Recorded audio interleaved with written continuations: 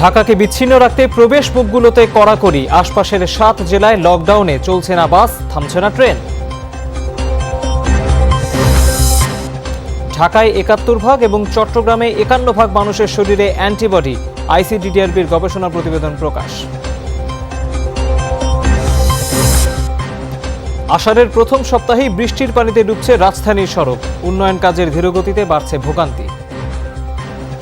হাঁটতে পারতেছি না, গাড়িগুলো যাইতে পারতেছি না। বৃষ্টিতে পানিতে যাচ্ছে না, মানুষের অবস্থা তো সিরিয়াস। শুকনা সিজনে তো করতে পারতো এগুলো, কিন্তু না, তখন করে নাই। এই বর্ষা সিজনে করছে। এখন রাস্তাঘাটের অবস্থা দেখেন। যে কোনো প্রাকৃতিক দুর্যোগ মোকাবেলায় সক্ষম দেশের মানুষ, বললেন প্রধানমন্ত্রী। একনেক সভায় 10 প্রকল্প পর্যালোচনা। রাজধানীর কালশীতে মধ্যবিত্তদের ফ্ল্যাট হস্তান্তরে বাড়তি টাকা চাওয়ার অভিযোগ, যৌক্তিক কারণেই দাম বৃদ্ধি, বলছে গৃহায়ণ কর্তৃপক্ষ। অবৈধ ইন্টারনেট অপারেটরদের দৌরাত্মে কার্যকর হচ্ছে না এক দেশে এক রেট কার্যক্রম, গাইডলাইন বাস্তবায়নে কঠোর হওয়ার পরামর্শ। Comes inside, Di Maria feints for the shot. It's a good pass into Papu Gomez, and Papu Gomez clips it over the goalkeeper. And a wonderful goal from Argentina. Copa আমেরিকার quarter ফাইনালে Argentina একমাত্র গোলে হারল Paraguay.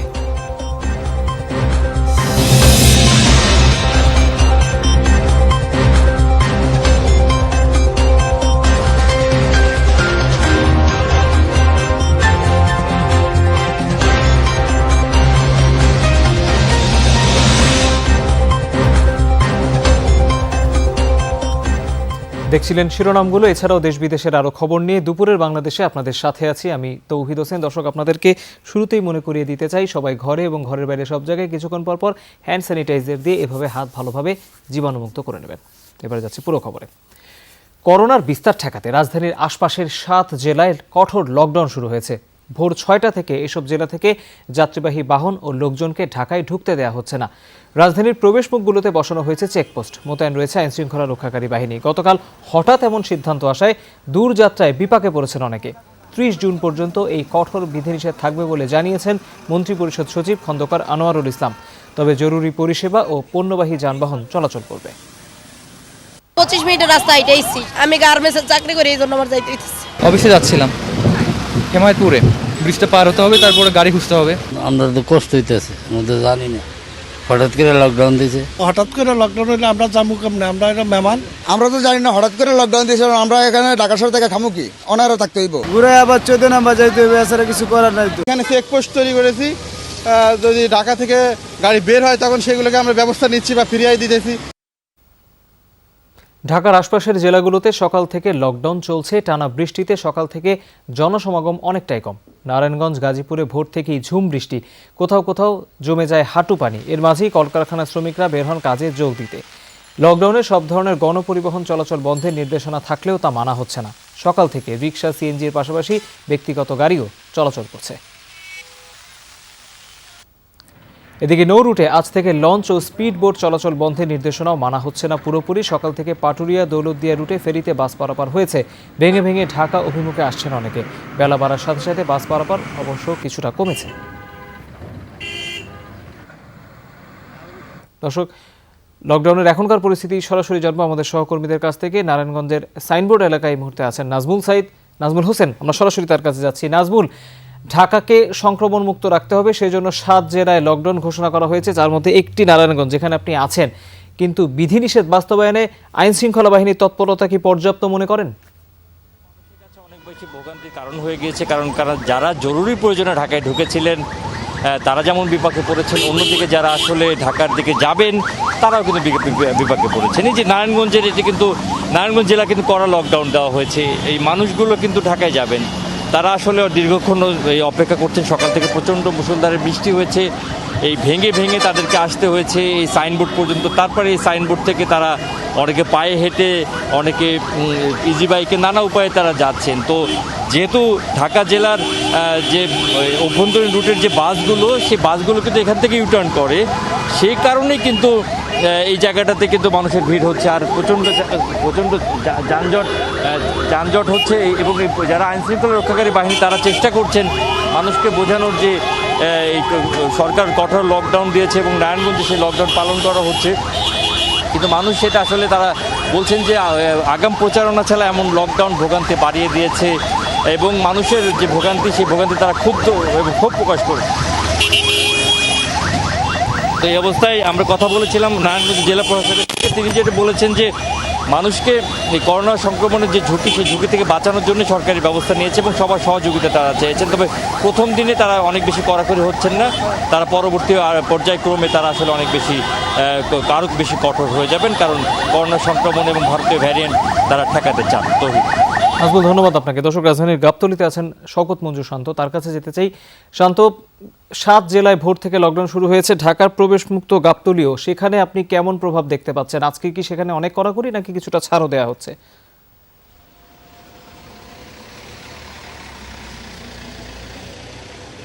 তৌহিদ, সকাল থেকে এখানে মানুষের ভোগান্তি যেটা চোখে পড়ছে তা হচ্ছে আমিনবাজার ব্রিজের দুই পাশেই কিন্তু যে যাত্রীবাহী বাসগুলো আছে সেগুলো আটকে দেওয়া হচ্ছে এবং মানুষরা কিন্তু পায়ে হেঁটেই এই ব্রিজ পারাপার করছেন এবং বৃষ্টি রয়েছে, বৃষ্টির কারণে তাদের একটা বাড়তি ভোগান্তি। অনেকেই দূর দূরান্ত থেকে এসছেন, তারা গাড়িতে করে প্রবেশ করতে পারছেন না, কিন্তু তারা পায়ে হেঁটেই প্রবেশ করছেন।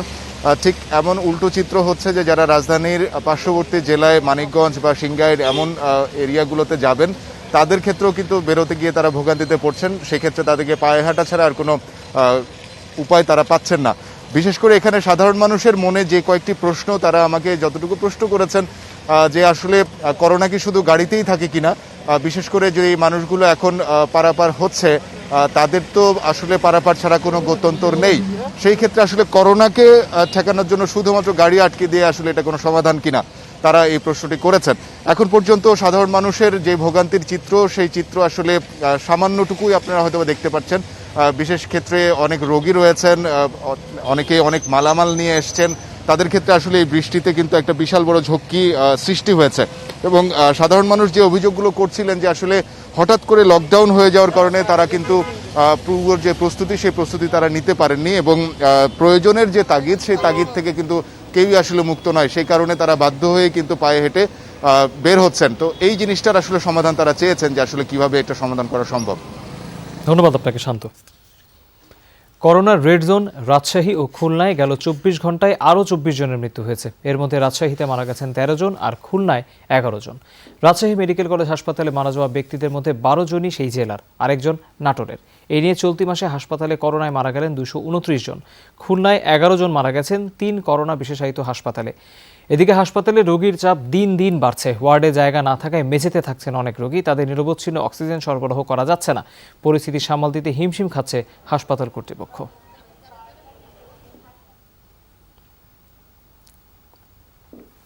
খুলনায় সরাসরি যেতে চাই সহকর্মী প্রবীর বিশ্বাসের কাছে। প্রবীর, আজও 11 জন মারা গেছে, লকডাউন শুরু হয়েছে, পরিস্থিতি কি কিছুটা উন্নতির আভাস দেখছেন কিনা, নাকি এখনো বেশ হিমশিম খেতে হচ্ছে সবাইকে?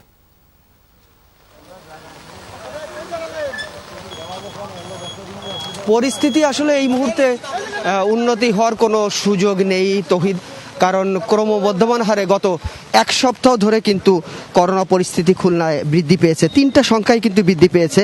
একদিকে করোনা সংক্রমণের হার, একদিকে হাসপাতালগুলোতে রোগী ভর্তির সংখ্যা, অপরদিকে ভর্তি হওয়া রোগীর মৃত্যুর সংখ্যা। 3 সংখ্যাই কিন্তু ক্রমবর্ধমান হারে বৃদ্ধি পাচ্ছে গত 15 দিন ধরে। এমন পরিস্থিতিতে আজ থেকে শুরু হয়েছে খুলনার এক সপ্তাহের জন্য কঠোর লকডাউন এবং এই লকডাউন প্রতিপালন করতে মানুষ যাতে বাধ্য হয়, সকাল থেকে আমরা দেখেছি পুলিশ, র্যাব, জেলা প্রশাসনের নির্বাহী ম্যাজিস্ট্রেট তাদের কিন্তু তারা মাঠে রয়েছে। অপরদিকে খুলনা থেকে যে আন্তঃজেলা বা বহির্জেলা যে সমস্ত পরিবহন রয়েছে, কোনো ধরনের পরিবহন খুলনা থেকে ছাড়েনি, খুলনা প্রবেশ করেনি। এমনকি খুলনা রেল স্টেশন থেকেও কিন্তু সকাল থেকে কোনো রেল ছেড়ে যায়নি। তবে শহরের মধ্যকার মানুষের যে চলাফেরা সেটি আসলে নিয়ন্ত্রণ করা খুবই দ্রুহ হচ্ছে প্রশাসনের লোকের, কারণ প্রশাসনের লোকজন যখন একটা জায়গাতে আসছে সেখান দিয়ে মানুষ চলাচল করছে না, আবার প্রশাসনের লোকজন চলে যাওয়ার পর মানুষ কিন্তু হরহামেশাই ঘর থেকে বের হচ্ছে, রাস্তায় বেরিয়ে আসছে। তাদেরকে অনেক সময় আটকানোর চেষ্টা করা হচ্ছে, তারা বলছে প্রয়োজনে কেউ কেউ আবার নানা ধরনের ছুতো বা অজুহাতের মাধ্যমেও কিন্তু তারা বিভিন্ন জায়গায় চলাফেরা করছে। গত 24 ঘন্টায় খুলনাতে নমুনা পরীক্ষা হয়েছে 376টি, তার ভিতর পজিটিভ এসেছে 177।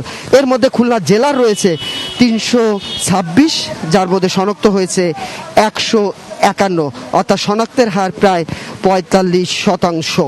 অপরদিকে খুলনা যে করোনা ডেডিকেটেড হাসপাতালটি রয়েছে 100 শয্যার, সেখানে আজও 130 শয্যার, সেখানে আজও 139 জন রোগী ভর্তি রয়েছে। অর্থাৎ এই যে বাকি রোগী তাদেরকে স্থান হয়েছে মেঝেতে, অর্থাৎ বিছানা করে তারা নিজেদের মতো করেই সেখানে, সেটি আসলে আরও বেশি কষ্টদায়ক ব্যাপার, কারণ চিকিৎসকরা বলেছে এই সব রোগীদের নিরবিচ্ছিন্ন অক্সিজেন সরবরাহ করতে হয় একদিকে, অপরদিকে তাদের কিন্তু বিভিন্ন রোগ থাকে, কার্ডিয়াক অথবা ইউরোলজি, নিউরোলজি এ ধরনের সমস্যা থাকে।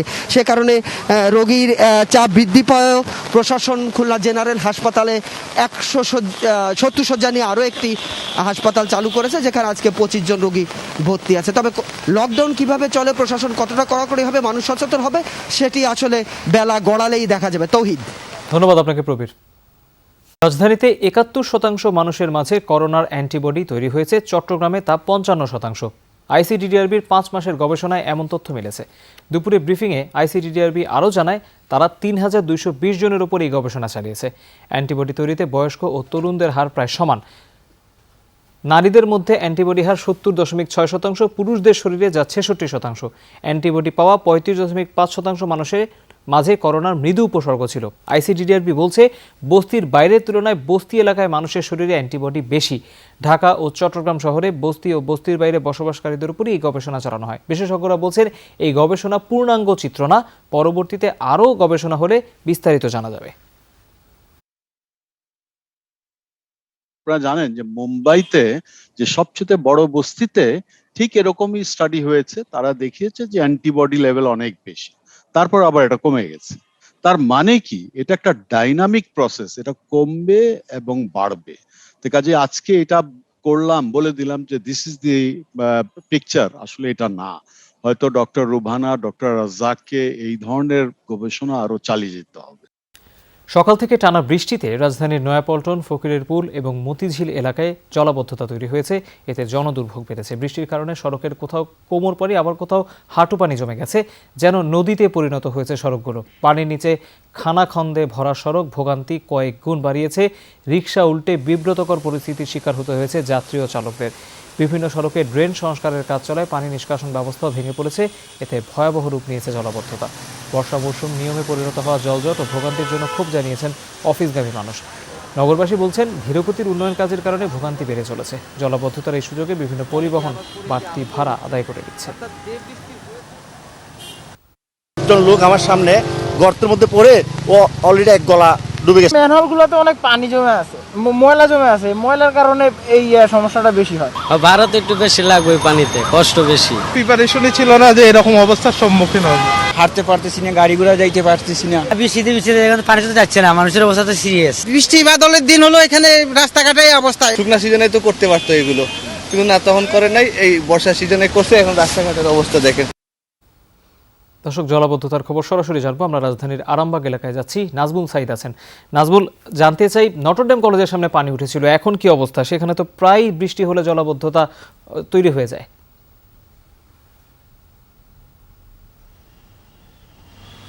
তহিদ, আপনি ঠিকই বলেছেন যে এখানে সামান্য বৃষ্টিতেই জলাবদ্ধতা সৃষ্টি হয়। আজও তার ব্যতিক্রম নয়। আমরা যেটি দেখেছি সকাল 7:30 থেকে এখানে জলাবদ্ধতা সৃষ্টি হয়েছে।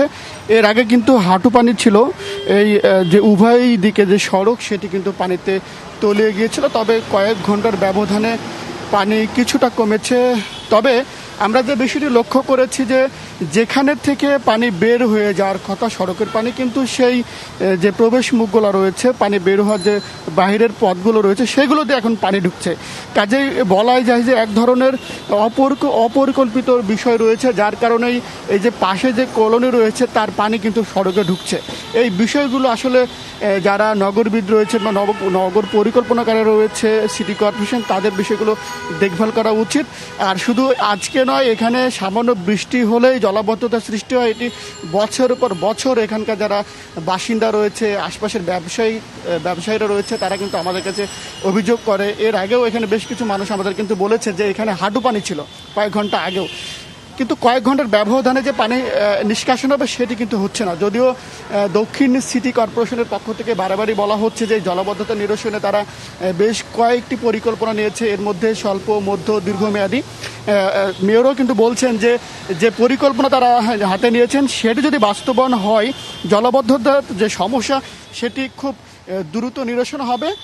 ইতোমধ্যে কিছু কিছু এলাকায় সেটি বাস্তবায়ন হচ্ছে বলেও মেয়র দাবি করছে। তহিদ। নাজমুল, ধন্যবাদ আপনাকে। ভালো খবর হচ্ছে পানি কিছুটা কমেছে। এদিকে রাজধানীর খিলগাঁওয়ে ড্রেনে পড়ে এক কিশোর নিখোঁজ হয়ে গেছে, তার সন্ধানে কাজ করছে ফায়ার সার্ভিস। এই মুহূর্তে সেখানে আছেন সহকর্মী নূরনবী সরকার, তার কাছে যাচ্ছি সরাসরি। নূরনবী, এই ঘটনা কিভাবে ঘটলো আর উদ্ধার কাজের সবশেষ আপডেট জানতে চাই।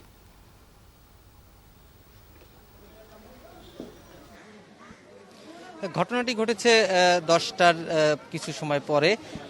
টোকাই বলছে এলাকার লোকজন যে নিয়মিতই এই তিলপাপাড়ার যে খালটি রয়েছে এটা আসলে একটা কালভার্ট, অর্থাৎ 12 থেকে 15 ফুট গভীরতা সম্পন্ন একটি সোয়ারেজ ড্রেনেজ লাইন আর কি। তো সেই লাইনের মধ্যে পড়ে গেছে এবং প্রত্যক্ষদর্শীরা এরকম বলছেন। এবং এখানে অনেক ধরনের প্লাস্টিক জাতীয় বোতল এবং অন্যান্য জিনিস থাকে, সেগুলো নিয়মিতভাবেই এই ব্যক্তিটি কুড়াতো। তার নাম পরিচয় জানা যায়নি, তবে সে বোতল সংগ্রহ করে আর কি জীবিকা নির্বাহ করতো। এখানে ফায়ার সার্ভিস, সিটি কর্পোরেশনের কর্মী থেকে শুরু করে আইন শৃঙ্খলা রক্ষাকারী বাহিনীর সদস্যরা সমন্বিতভাবে উদ্ধার অভিযান পরিচালনা করছেন। এখন পর্যন্ত কিন্তু তাকে জীবিত অথবা মৃত কোনো কিছুই সন্ধান পাওয়া যায়নি। তবে ফায়ার সার্ভিসের ডুবুরিরা এই নোংরা জলের মধ্যে, এই আবর্জনার মধ্যে কিন্তু বেশ কয়েক দফা ডুব দিয়ে চেষ্টা চালিয়েছে দেখা এবং বোঝার জন্য। ওপরে ময়লা থাকলেও নিচের দিকে একদম স্রোত বেশ রয়েছে বলে ডুবুরিরা এবং ফায়ার সার্ভিসের পক্ষ থেকে জানানো হচ্ছে। এবং এখান থেকে বলা হয়েছে উদ্ধার সম্পূর্ণ, অর্থাৎ জীবিত অথবা মৃত্যু না পাওয়া পর্যন্ত তাদের এই উদ্ধার অভিযান চলবে। আর এটি একটি খোলা উন্মুক্ত খাল, এখানে বেশ ঝুঁকি রয়েছে। এই খালের পাশ দিয়ে বাসিন্দারা বসবাস করেন, যে কোনো মুহূর্তেই কিন্তু এই ধরনের ঘটনা ঘটে থাকতে পারে। আজকে হয়তো বা টোকাই পড়ে গেছে, কালকে হয়তো বা এরকম কারো শিশু অথবা বয়স্ক যারা সাঁতার জানেন না তারা কিন্তু এর মধ্যে পড়ে যেতে পারেন। উপরে ময়লার স্তূপ দেখা গেলেও নিচে কিন্তু বেশ নোংরা পানির যে লাইন সেখানে বেশ স্রোত রয়েছে। সুতরাং একটি ঝুঁকিপূর্ণ এলাকা এটি, এই তিলপাপাড়ার এই 7 নম্বর কালভার্ট রোড যেটি সেটি। তো উদ্ধার অভিযান এখনো পর্যন্ত চলছে, তবে কখন আসলে কি অবস্থায় পাওয়া যাবে কেউ কিছুই বলতে পারছে না। ধন্যবাদ আপনাকে। রাজধানীর কালশীতে মধ্যবিত্তদের জন্য নির্মিত ফ্ল্যাট হস্তান্তরের সময় অতিরিক্ত টাকা আদায়ের অভিযোগ উঠেছে। ফ্ল্যাট মালিকদের দাবি প্রস্তাবিত মূল্যের অতিরিক্ত 14 লাখ টাকা আদায় করছে জাতীয় গৃহায়ণ কর্তৃপক্ষ। এছাড়া ফ্ল্যাট নির্মাণে নকশা না মানা এবং নিম্নমানের সামগ্রী ব্যবহারের অভিযোগও করেছেন কেউ কেউ। তবে গৃহায়ণ কর্তৃপক্ষের দাবি যৌক্তিক কারণেই ফ্ল্যাটের দাম বাড়ানো হয়েছে। নূরনবী সরকারের প্রতিবেদনে বিস্তারিত। স্বপ্ননগর আবাসিক প্রকল্প। জাতীয় গৃহায়ণ কর্তৃপক্ষ 10টি বহুতল ভবনে মধ্যবিত্তদের জন্য 1040টি ফ্ল্যাট নির্মাণ করেছে। এর মধ্যে বুঝিয়ে দেওয়া হয়েছে 30টি ফ্ল্যাট। আশা জাগানিয়া খবরের মাঝেও হাসি নেই ফ্ল্যাট মালিকদের মুখে। দখল বুঝে নিতে প্রতি মালিককে চুক্তির অতিরিক্ত 14 লাখ টাকা পরিশোধ করতে হচ্ছে, যা অযৌক্তিক বলছেন মালিকরা। শেষ মুহূর্তে এসে জিনিসের কথাটা বলতেছে যে 14 লাখ টাকা বাড়ানো হচ্ছে, এটা কিভাবে সম্ভব? ওভারলোড হয়ে গেছে, আমরা তো কোনোভাবে কভার করতে পারছি না এটা। এই 3 বছরে আমাদের যারা বাইরে থাকলেন প্রায় 9 লক্ষ 10 লক্ষ টাকার মতো আমাদেরকে বাড়তি দিতে হয়েছে। শুধু তাই নয়, ফ্ল্যাট নির্মাণে নকশা বহির্ভূতভাবে প্রতি ভবনের দ্বিতীয় তলায় অতিরিক্ত 4টি ইউনিট নির্মাণের অভিযোগ রয়েছে। আমাদের মাঠের দক্ষিণ পাশে একটা ক্লাব হাউস হওয়ার কথা ছিল, সেটাও নেই এখন। জিনিসপত্র ওরা ইউজ করেছে, আমাদের সাথে যেইভাবে বলা হয়েছে সেই জিনিসপত্র তারা লাগিয়েছে কিনা তাদের ওই সমস্ত দেখারও কিন্তু আমাদের সুযোগ নাই। এখানে মান ঠিক মতন হয় নাই। তবে এসব অভিযোগ অস্বীকার করে গৃহায়ণ কর্তৃপক্ষের দাবি যৌক্তিক কারণেই দাম বাড়ানো হয়েছে। তারা বলছেন খেলার মাঠ, ওয়াকওয়ে, মসজিদ ও বৃষ্টির পানি সংগ্রহের ব্যবস্থা সহ অন্যান্য সুযোগ সুবিধা পাবেন এখানকার বাসিন্দারা। সংশোধিত ডিপিপি অনুযায়ী কিন্তু যে টাকাটা 78 লক্ষ টাকা সেটা এসেছে। হ্যাঁ, প্রসপেক্টাসের তুলনায় 14 লক্ষ টাকা বেড়েছে। 1% জমির মালিকও হবে তারা। এই 1% জমির মূল্যই কিন্তু ওখানে বর্তমান বাজার দর অনুসারে 45 থেকে 55 লক্ষ টাকা পর্যন্ত। চুক্তির পর অতিরিক্ত টাকা আদায় গ্রহণযোগ্য নয় বলে মনে করেন নগর পরিকল্পনাবিদরা। তারা বলছেন ফ্ল্যাটের দাম মধ্যবিত্তদের হাতের নাগালে রাখা উচিত। জাতীয় গৃহায়ণ কর্তৃপক্ষ কর্তৃক রিয়েল এস্টেট অধ্যাদেশ 2010-কে ব্যত্যয় করা হবে, এটা গ্রহণযোগ্য নয়।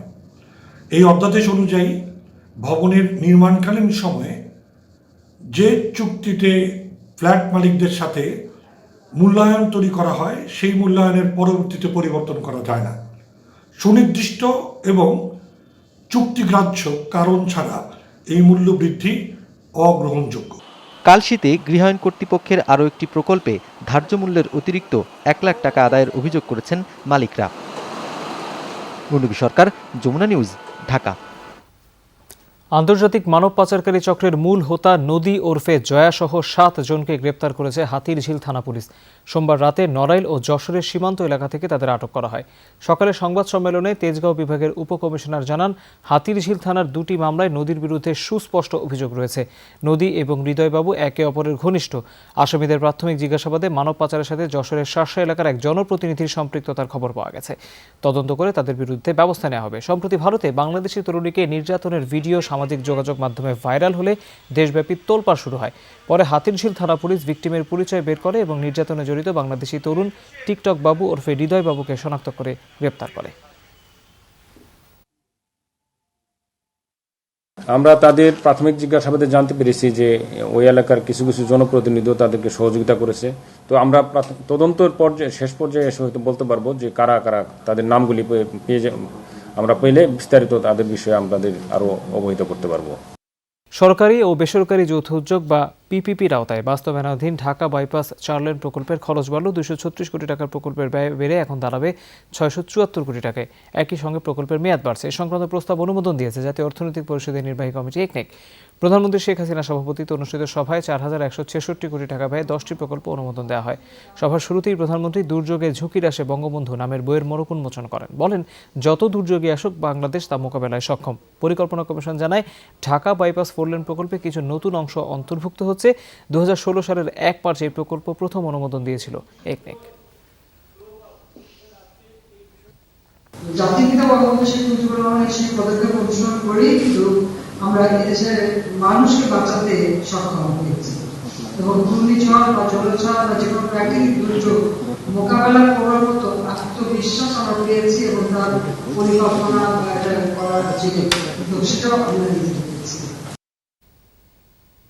অবৈধ ইন্টারনেট অপারেটরদের দৌরাত্ম্য দিন দিন বাড়ছে। নিয়ন্ত্রক সংস্থার তদারকি না থাকায় এসব অপারেটর সরকারি নির্দেশনার তোয়াক্কা করছে না। মাঠ পর্যায়ে সরকারি নির্দেশনা বাস্তবায়নে গাফিলতি রয়েছে। আইএসপিএবির অভিযোগ, লাইসেন্সবিহীন অপারেটরদের ঠেকানো না গেলে ইন্টারনেটের এক দেশে এক রেট কার্যক্রম নিশ্চিত করা যাবে না। বিটিআরসির তথ্য বলছে, দেশে লাইসেন্সপ্রাপ্ত ইন্টারনেট সেবা প্রদানকারী অপারেটর আছে প্রায় 2000। তবে ইন্টারনেট অপারেটরদের সংগঠন আইএসপিএবির দাবি, লাইসেন্সপ্রাপ্তদের প্রায় সমপরিমাণ, অর্থাৎ আরও 2000-এর বেশি লাইসেন্সবিহীন প্রতিষ্ঠান মাঠে আছে। এসব প্রতিষ্ঠানের গ্রাহক সংখ্যা মোট ব্যবহারকারীর 30% বেশি। নিয়ন্ত্রক সংস্থার নজরদারির বাইরে থাকায় গ্রাহক পর্যায়ে সরকারি নির্দেশনা বাস্তবায়ন হচ্ছে না। অবৈধ এসব ইন্টারনেট অপারেটরদের দৌরাত্মে সরকারের এক দেশ এক রেট কার্যক্রমও মুখ থুবড়ে পড়ছে। তারা ওই জায়গায় চাচ্ছে যে শুধু একটা বা দুইটা মাসল পাওয়ার যাদের আছে, ইলিগাল আইএসপি যারা অপারেট করে, তারাই শুধু বিজনেস করবে। এবং তাদের তো সরকারকে ভ্যাট ট্যাক্স কোনো কিছুই দিতে হয় না, এবং ওইখানে যেহেতু প্রতিযোগিতা থাকে না, তারা যেই প্রাইসটা নির্ধারণ করে জনগণের জন্য, সেই প্রাইসটাই জনগণ দিতে বাধ্য থাকে। অভিযোগ আছে, অবৈধ আইএসপিদের সহযোগিতা করছে বৈধ কিছু আইএসপি। আইনের তোয়াক্কা না করে তাদের কাছে ব্যান্ডউইথ বিক্রি করছে। এমনকি নেটওয়ার্ক শেয়ারিংয়েরও অভিযোগ আছে। শৃঙ্খলা ফিরিয়ে আনতে এনটিটিএন গাইডলাইন কঠোরভাবে বাস্তবায়নের পরামর্শ দিয়েছেন ন্যাশনওয়াইড টেলিকমিউনিকেশনস ট্রান্সমিশন নেটওয়ার্ক অপারেটররা। গাইডলাইন এনফোর্সমেন্ট করা যায়, একই নেটওয়ার্কে যদি সবাই উঠতে পারে তাহলে নেটওয়ার্ক কস্ট বেসিক্যালি অনেক কমে যায়। অনেকগুলা নেটওয়ার্ক ইউজ হচ্ছে, অপারেটররা কেউ কেউ নিজে নেটওয়ার্ক বানাচ্ছে, মাল্টিপল ক্যাপিটাল ইনভেস্টমেন্ট হচ্ছে, সেটা অ্যাভয়েড করে আসতে হবে। অবৈধ ইন্টারনেট অপারেটরদের বিরুদ্ধে দ্রুত ব্যবস্থা নেওয়া হচ্ছে বলে জানিয়েছে ডাক ও টেলিযোগাযোগ মন্ত্রণালয়। এক দেশ এক রেট বাস্তবায়নের পাশাপাশি শহর ও তৃণমূলের সকলের জন্য সাশ্রয়ে দ্রুতগতির ব্রডব্যান্ড কানেক্টিভিটি নিশ্চিত করার কথা জানান মন্ত্রী। ব্রডব্যান্ড ইন্টারনেট প্রত্যেকটি নাগরিকের জন্মগত অধিকার, সাংবিধানিক অধিকার, মৌলিক অধিকার, এবং এটা থেকে কাউকে বঞ্চিত করাটা আমাদের সংবিধানেরও বিরোধী।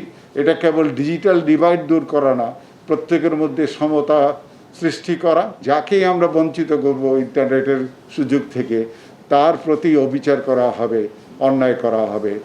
দেশে 11 কোটি গ্রাহকের মধ্যে ব্রডব্যান্ড ইন্টারনেট ব্যবহারকারী আছে 1 কোটির কিছু বেশি। মাসুদুজ্জামান রবিন, যমুনা নিউজ, ঢাকা। কক্সবাজারের সমুদ্র সৈকত এবং পর্যটন স্পট বন্ধ থাকলেও থেমে নেই ভ্রমণ পিপাসুরা। খুঁজে নিচ্ছেন নিত্য নতুন দর্শনীয় স্থান। তেমনই এক আবিষ্কার গোয়ালিয়া পালং। সারি সারি পাহাড় ঘেরা প্রাকৃতিক সৌন্দর্যমণ্ডিত এই স্থানটিতে প্রতিদিন ঢল নামছে অগণিত মানুষের। পাহাড় কেটে তৈরি করা একটি সড়ক পাল্টে দিয়েছে পুরো এলাকার দৃশ্যপট।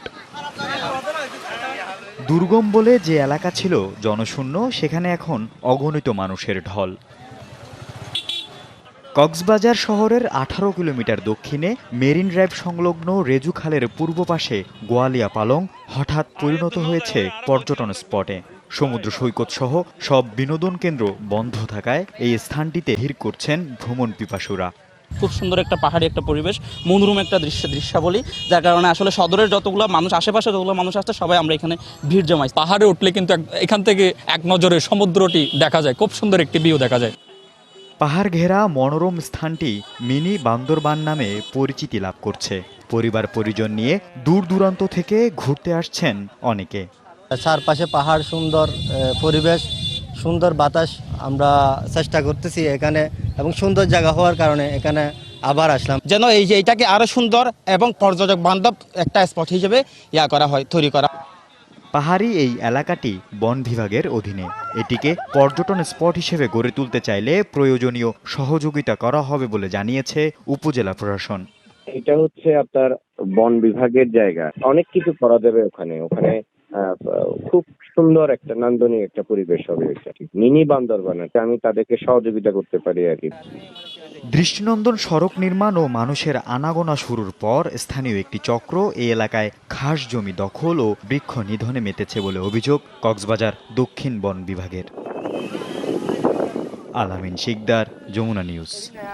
দর্শক, মিরপুরে চলছে ঢাকা প্রিমিয়ার লিগের সুপার লিগের খেলা। যদিও বৃষ্টিতে পরিত্যক্ত হয়েছে প্রাইম দোলেশ্বর ও গাজী গ্রুপের ম্যাচ। আমাদের সহকর্মী হাসিনুর রহমান সেখানে আছেন, সরাসরি যাচ্ছি তার কাছে। হাসিনুর, এই যে পয়েন্ট ভাগাভাগি করতে হলো দোলেশ্বরকে, এখন তো তাদের চ্যাম্পিয়নের রেসে থাকা কঠিন হয়ে গেল।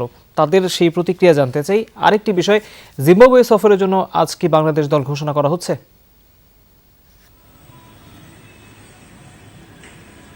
দোলেশ্বরের পয়েন্ট ভাগাভাগি যে বিষয়টা বলেছিলেন, আসলে বিসিবির পক্ষ থেকে তো যথেষ্ট চেষ্টা করাই হলো, কয়েক দফা ম্যাচ পেছানো হলো। আসলে এখন পয়েন্ট ভাগাভাগি ছাড়ার কোনো উপায় নেই, কেননা টুর্নামেন্টটা তো দ্রুত শেষ করার একটু ব্যাপার আছে। এর চেয়ে বেশি আসলে রিজার্ভে রাখা সম্ভব নয়, কেননা বাংলাদেশ টিম 29 তারিখ চলে যাবে।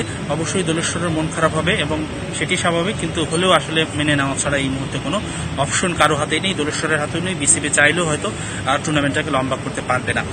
যেমনটি বলছিলাম, 29 তারিখ বাংলাদেশ দল জিম্বাবুয়ের উদ্দেশ্যে পাড়ি দেবে পূর্ণাঙ্গ সিরিজ খেলতে। আজকে দল ঘোষণা করার কথা ছিল, কিন্তু আমরা নির্বাচকদের সাথে কথা হয়েছে, যেটি বোর্ডে তারা দল জমা দিয়েছেন, আজকে সাইন হয়ে যাবে হয়তো। তবে খুব সম্ভবত যেটি আমরা জানতে পেরেছি, আগামীকালকে হয়তো আনুষ্ঠানিকভাবে ক্রিকেট বোর্ড দল ঘোষণা করবে। আরেকটি ম্যাচ আছে এখানে, যেটি হলো রেলিগেশন লিগের ম্যাচ, যেই ম্যাচটা বেশ আলোচিত, সেটা নিয়ে একটু কথা বলতে চাই। রূপগঞ্জ যেই ম্যাচের জন্য বিসিবির কাছে, সিসিডিএম এর কাছে চিঠি দিয়েছিল ওল্ড ডিএইচএস এর বিপক্ষে, যে মিরপুরে তারা চেয়েছিল ম্যাচটা এবং প্যানেল আম্পায়ার চেয়েছিল, আইসিসির প্যানেল আম্পায়ার। সেই শেষ পর্যন্ত তাদের চাওয়া পূর্ণ হচ্ছে এবং এখন পর্যন্ত যে রৌদ্রোজ্জ্বল আবহাওয়া, তাতে মনে হচ্ছে নির্ধারিত সময়ে দুটোর সময় খেলাটা শুরু হয়ে যাবে এবং আমরা হয়তো মাঠে লড়াই আজকে একটা ম্যাচ অবশ্যই দেখতে পাবো। এখন পর্যন্ত যে আবহাওয়া, তাতেই মনে হচ্ছে। তো এই ছিল আমার কাছে সবশেষ আপডেট। হাসিনুর, ধন্যবাদ আপনাকে। কোপা আমেরিকা আজ কিন্তু বিরতি, তবে ইউরোতে দুটি ম্যাচ রয়েছে। গ্রুপ ডির ম্যাচে ক্রোয়েশিয়ার লড়বে স্কটল্যান্ডের বিপক্ষে, অন্য ম্যাচে ইংল্যান্ডের প্রতিপক্ষ চেক প্রজাতন্ত্র। দুটি ম্যাচই শুরু হবে রাত 1টায়। লড়াইটা গ্রুপের শীর্ষ দুই দলের, সমান 4 পয়েন্ট হলেও গোল ব্যবধানে এগিয়ে চেক প্রজাতন্ত্র। এই ম্যাচে জয় পেলে গ্রুপ চ্যাম্পিয়ন হয়ে শেষ 16তে যাওয়ার সুযোগ রয়েছে দু দলের জন্যই। ম্যাচের আগে ইংলিশ শিবিরে বড় দুশ্চিন্তা ছিল করোনা, কারণ সবশেষ প্রতিপক্ষ স্কটল্যান্ডের ফুটবলার গিলমোর করোনা আক্রান্ত হয়েছেন। তাই করোনা টেস্ট করা হয়েছে ইংল্যান্ডের 26 সদস্যের পুরো দলের, যেখানে করোনা নেগেটিভ সব ইংলিশ ফুটবলার।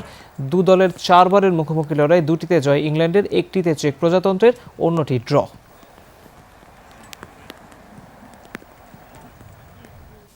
দর্শক, দুপুরে বাংলাদেশের প্রথম ঘন্টা থেকে আমি বিদায় নিচ্ছি। পরের ঘন্টার খবর নিয়ে ফিরবেন সহকর্মী টুম্পা হাসান। আপনাদেরকে যাবার আগে আবারও মনে করিয়ে দিতে চাই, সবাই ঘরে এবং ঘরের বাইরে সব জায়গায় কিছুক্ষণ পরপর হ্যান্ড স্যানিটাইজার দিয়ে ভালোভাবে হাত জীবাণুমুক্ত করে নেবেন। আমাদের সাথে